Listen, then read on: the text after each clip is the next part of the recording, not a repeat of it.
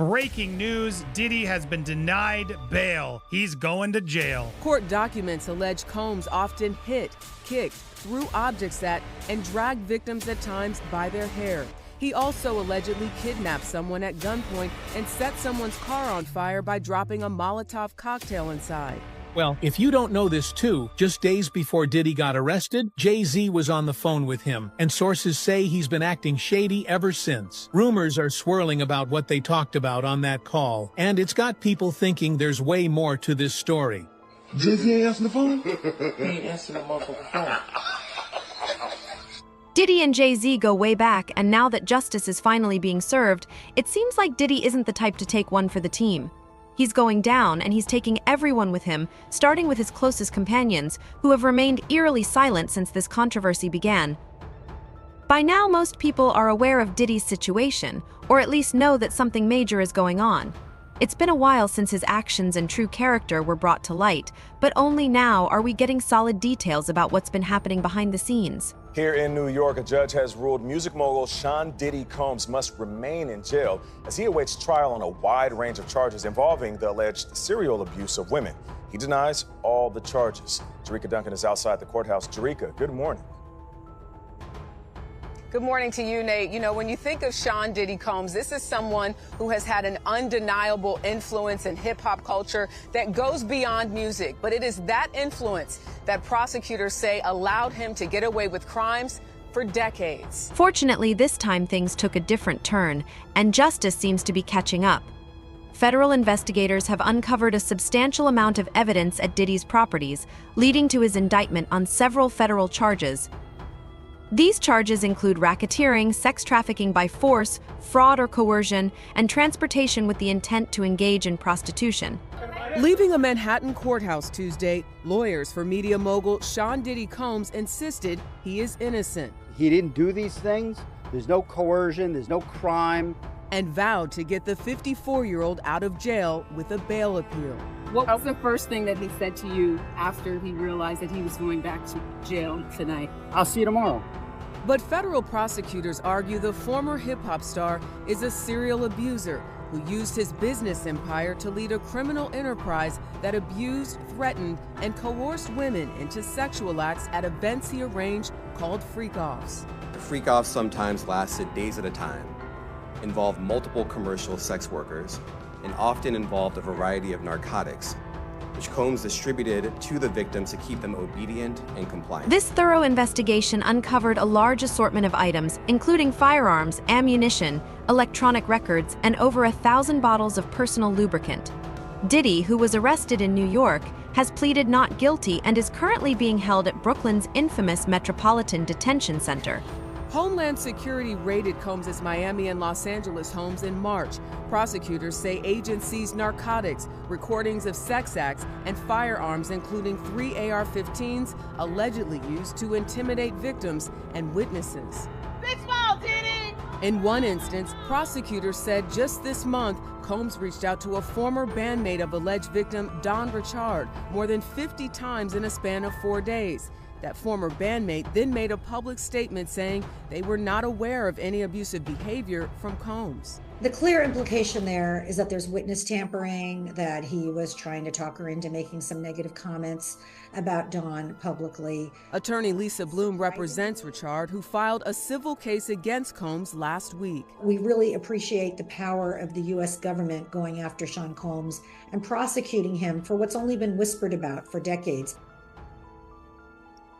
Federal prosecutors say they've interviewed more than 50 witnesses and potential victims. They expect that number to grow. If Combs is convicted on these crimes, he faces 15 years to life in prison. Very, very serious charges here. The arrest of music mogul and influential entertainment figure, Diddy, sent shockwaves through the media. As a prominent name in the industry, but were you surprised at how extensive and disturbing the charges were, or did it feel par for the course given everything else that he's been accused of? Let me just say this: his attorney said he would plead not guilty, right, to all to everything. And RICO cases or racketeering cases are not that common. but racketeering convictions are very common in the federal government. Federal prosecutors generally don't lose these kinds of cases. And this was more disturbing to me. It's only 14 pages, but within the 14 pages, it describes, mob-like behavior. These cases are generally brought against mobs. So they are describing a criminal enterprise that involved trafficking of underage people across state lines to have sex, and they dubbed them freak-offs. Homeland Security detained Diddy at the Park Hyatt in New York after a grand jury indictment that outlined serious allegations against him. According to his legal team, Diddy had been in the city for a week, possibly in anticipation of the charges. The indictment was unsealed on Tuesday, and Diddy appeared in federal court, where he pleaded not guilty. However, despite a second judge reviewing the case, his request for bail was denied. After a second judge overseeing his federal criminal case denied him bond once again. The fight continues. We're not giving up by a long shot. Outside the New York City courthouse, his lawyer defiant. He believes he's innocent. I believe he's innocent. And we're going to fight this case with all of our might until we don't have to fight any longer. The judge ruling the bail package presented by Combs' lawyer was insufficient, siding with prosecutors, who called Combs a threat to society, adding there is no condition that would assure that the rapper would not obstruct justice.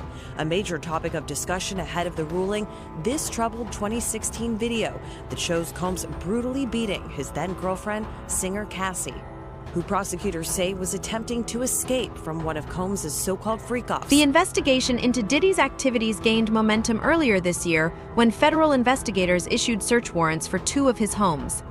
Experts speculated that it was only a matter of time before Diddy would face arrest. The search warrants focused on gathering electronic evidence related to alleged illegal activities, including sexual assault and racketeering. However, prosecutors, who were adamant Combs remain in custody, pointed to what they describe as a massive amount of evidence, including text messages read in court from women accusing Combs of physical and sexual violence that went on for decades, and vast efforts to cover it up, adding witnesses universally share an extreme fear of the defendant.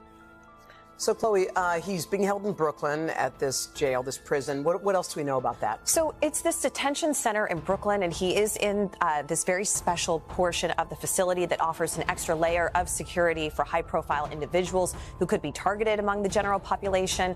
And that could mean that he's limited to facilities like the library and the phone, so could make it hard, his lawyers are saying, for him to be able to prepare for trial. And because of all of this, Combs' attorney is actually asking for him to be moved to a New Jersey jail. But a judge said that that's ultimately going to be up to the Bureau of Prisons to decide. I mean, he can continue to appeal this and can appeal the bond, right? But you saw that with Ghislaine Maxwell. She continued to appeal and was not successful. Now 2 federal judges saying, you got to stay behind bars. The origins of these allegations trace back to November of last year when Cassandra Ventura, publicly known as the singer Cassie, filed a civil lawsuit against Diddy.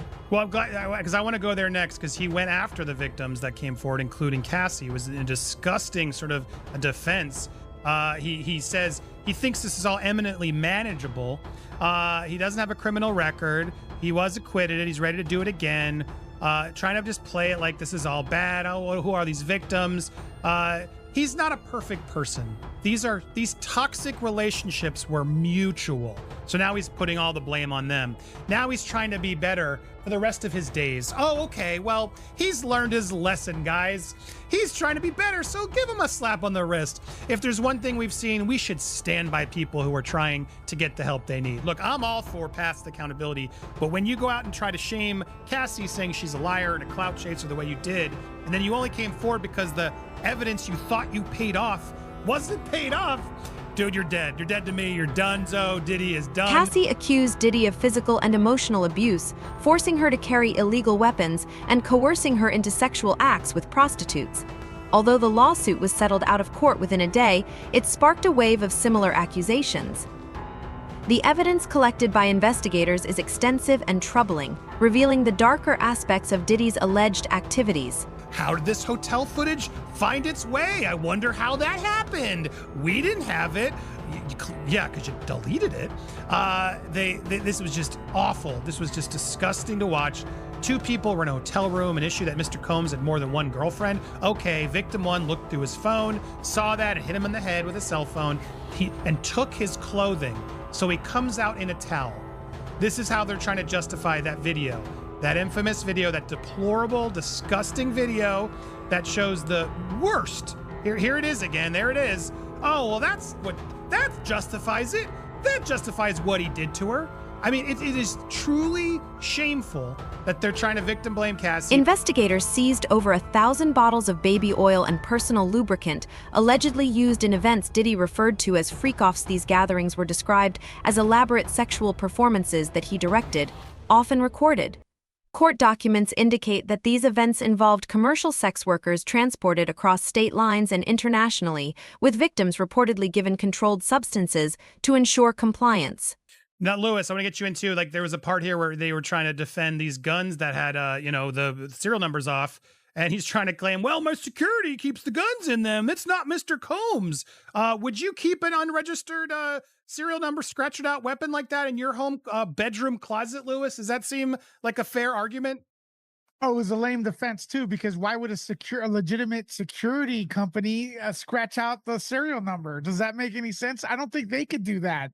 So look, this guy, he tricked me to a certain extent. I thought he was going to get bail because the way he acts, he's taking selfie pictures with fans minutes before he got arrested yesterday. Former CIA officer and FBI agent Tracy Walder offered insights into the investigation and the challenges of obtaining a federal search warrant. She explained that such warrants are issued when there is an imminent risk of evidence destruction or danger to lives in Diddy's case. The former likely justified the action. The execution of these warrants by tactical SWAT teams was necessary due to the presence of armed security and weapons to ensure safety. Yeah, I mean, in a case like this, obviously you're not making any kind of a dynamic entry. This isn't a hostage situation, right? Where that's not what's happening here. However, they did know that there would be weapons there, armed security, those kinds of things. That's why you saw those warrants being served by, for the most part, a tactical SWAT team. Simply, that is procedure to keep everyone safe. The indictment and subsequent arrest of Diddy have significant implications for his career and personal relationships. Once accustomed to the luxuries of private jets and sprawling mansions, he now finds himself confined to the Metropolitan Detention Center (MDC), often described as hell on earth. This facility has gained a notorious reputation for its appalling living conditions, marking a stark contrast to the life he once led. Music mogul Sean Diddy Combs spent his first night behind bars inside a facility that is being called hell on earth. The Metropolitan Detention Center in Brooklyn is notorious for its appalling living conditions and rampant violence. How bad is it inside this federal lockup? There have been 2 murders, 4 suicides, and numerous stabbings and lockdowns in recent years. It's so out of control inside that 4 federal judges are reportedly refusing to send any more prisoners here. Michael Cohen, former fixer for Donald Trump, spent a challenging year in federal custody and highlighted the stark contrast Diddy would face compared to his previous life of luxury. Inmates are given minimal space with basic setups, which typically include a desk, a plastic chair, a bed with a thin mattress, no pillow, and a small locker for personal items. This environment is a far cry from the comforts Diddy was once used to. Donald Trump's former fixer, Michael Cohen, spent a harrowing year in federal custody. He says for someone used to a life of luxury like Diddy, prison life is a severe shock. You have a desk, you have a plastic chair, you have your bed with a 1.5-inch mattress, no pillow, and you also have a locker. So you basically have 3 feet by 5 feet to move around. So you have a basic 15 square feet. It is a horrible, horrible place. Diddy's legal team has been actively trying to secure his release on bail, offering his $48 million Miami Beach mansion and private jets as collateral.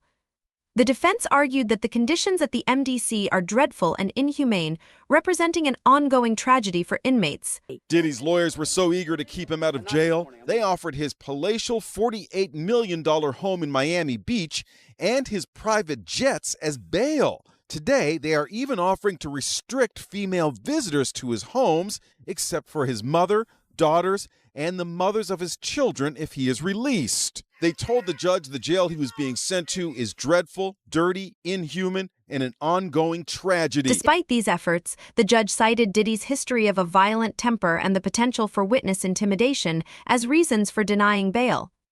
This ruling ensures that Diddy will remain in custody until his trial. There's really no deal that the U.S. Attorney's Office can offer, and it's certainly not one that Diddy will accept. It would involve decades in federal prison. We're talking about mandatory minimum sentences of 10 years for both the drug charges and the sex trafficking. So we know that Diddy has fought charges before. There were state charges, there were gun-related, the nightclub shooting with J-Lo, but he's going to dig in his heels, and this case is going to trial. So if you're prosecutors, you really want to make sure that your evidence is bulletproof. The response from those close to Diddy has been mixed. Family members appeared somber as they arrived at federal court for another attempt to secure bail. In contrast, Diddy's former protege, singer Aubrey O'Day, publicly celebrated his downfall, viewing it as a victory for women.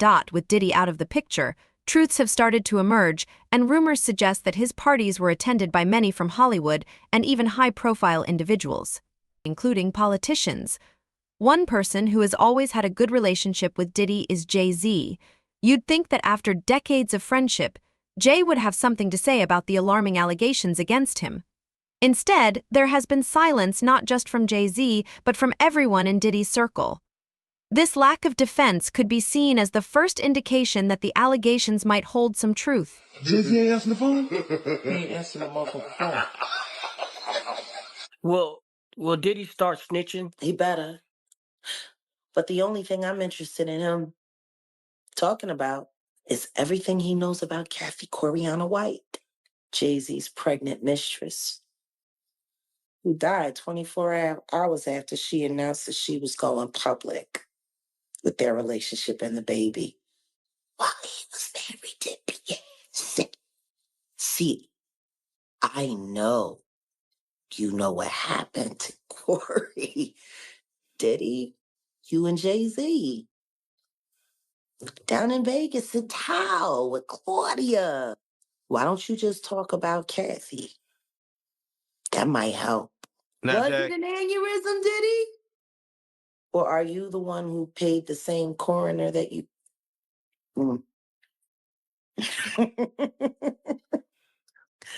Oh, Diddy, you should talk.